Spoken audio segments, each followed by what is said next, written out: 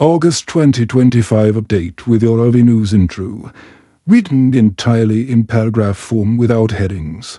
Welcome back to Iraqi News, your trusted source for the latest, most accurate, and most timely updates on the Iraqi Dinar, Vietnamese dong, and global currency revaluation developments.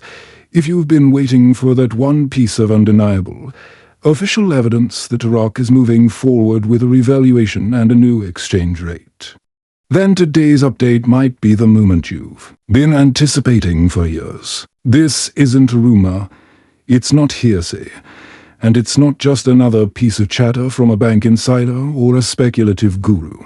What we're talking about today is confirmation that comes directly from Iraq's own official Gazette, a government publication that has been the source of legal and financial notices for decades. The news is monumental because for the first time in a long time, we are seeing an official, legally published document confirming a change to the Iraqi dinar rate. And it's now on record for the world to see. For those of you who may be new to this space, the official Gazette of Iraq is essentially the government's public ledger. Every new law, financial decree, policy shift, and formal decision by the Council of Ministers or the Central Bank of Iraq gets recorded there. Once something is in the Gazette, it's not speculation, it's law. That's why the moment investors in the dinar community hear the words Gazette confirmation, the atmosphere changes from uncertainty to legitimacy. And as of this week in August 2025, that legitimacy has arrived.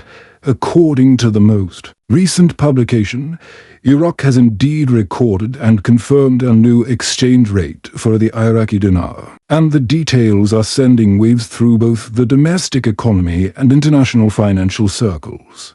The rate change recorded in the Gazette aligns with weeks of behind-the-scenes activity that we've been tracking here at Iraqi News over the past month.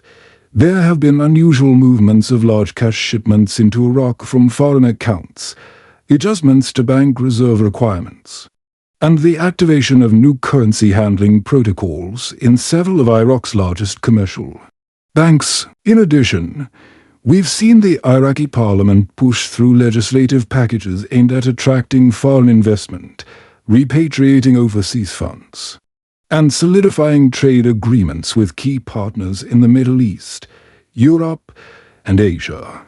All of these steps were signals, but until now, there was no official publication from Iraq confirming that a new rate was in place.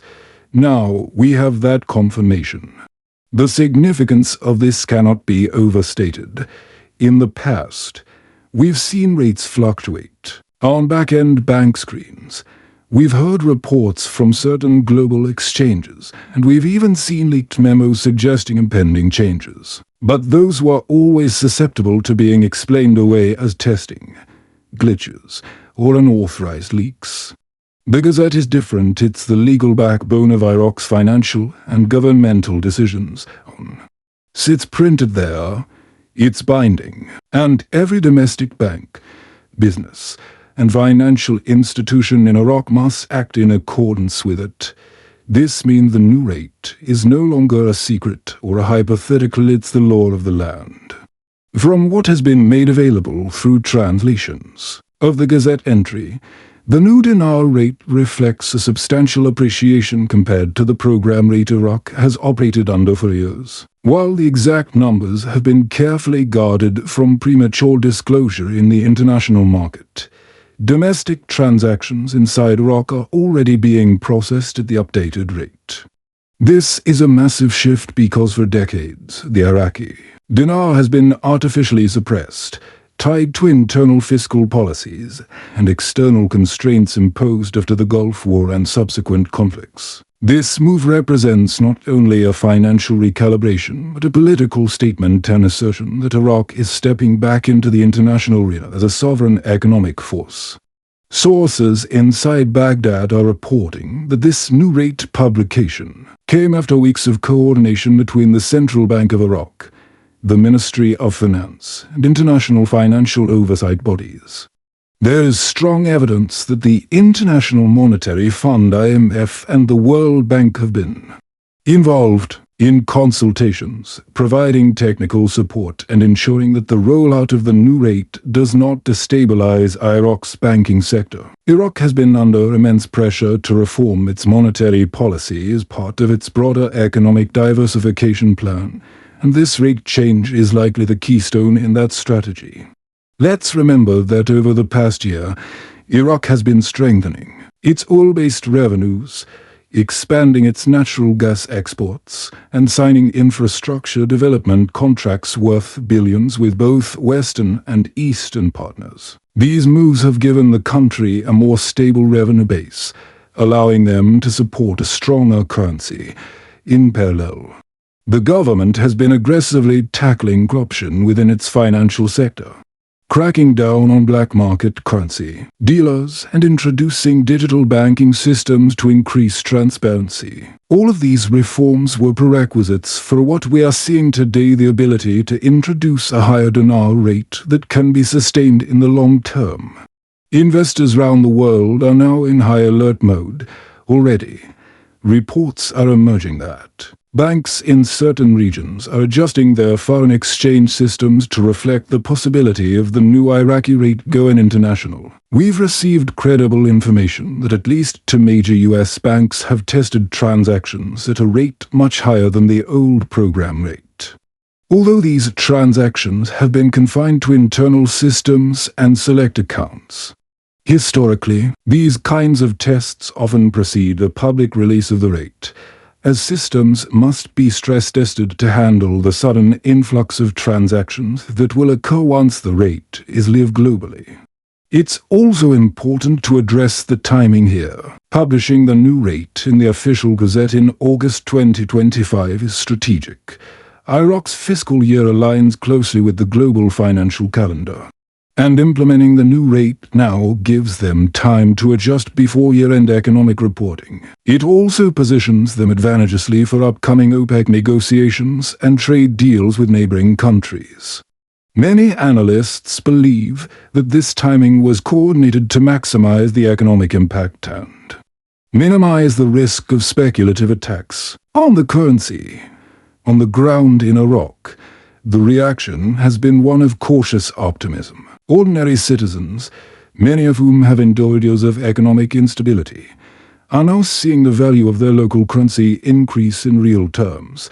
This means more purchasing power for families, more affordable imports, and an overall boost to consumer confidence. However, the government is also aware of the potential inflationary risks that can accompany a sudden currency appreciation, which is why they have introduced a phased implementation for certain sectors. For example, while the new rate applies to all government salaries and domestic bank transactions immediately, some larger corporate contracts are being given a short adjustment window to prevent disruptions. For those of us in the dinar investment community, this is the moment where preparation meets opportunity.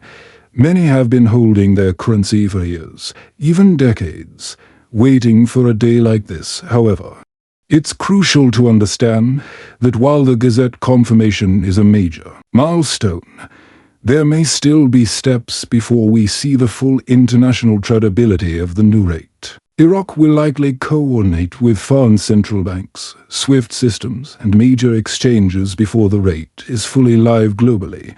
This process can take days or even a couple of weeks, depending on the complexity of integration. Behind the scenes, there is chatter that certain private exchange arrangements are already being activated. High net worth individuals and institutional holders of dinar may be among the first to execute transactions at or near the new rate through structured agreements with partner banks. For everyday holders, the best strategy is to remain calm, stay informed, and avoid falling for any offers that sound too good to be true. Scammers thrive during transitional periods like this, and with the buzz around the Gazette confirmation, they will be out in full force. The political ramifications of this move are also worth noting. By adjusting its currency rate, Iraq is signaling to the international community that it is open for business and ready to stand on equal footing with its trading partners. This sends a message not just to the region, but to investors worldwide, that Iraq intends to be a stable, predictable, and profitable destination for capital. It also strengthens Iraq's hand in negotiating foreign debt settlements and in attracting foreign direct investment into key sectors like energy, construction, and technology. As we move forward, all eyes will be on how quickly this new rate transitions from a domestic legal reality to an international financial standard. Historically, there have been cases where a new rate is announced domestically and then gradually rolled out abroad.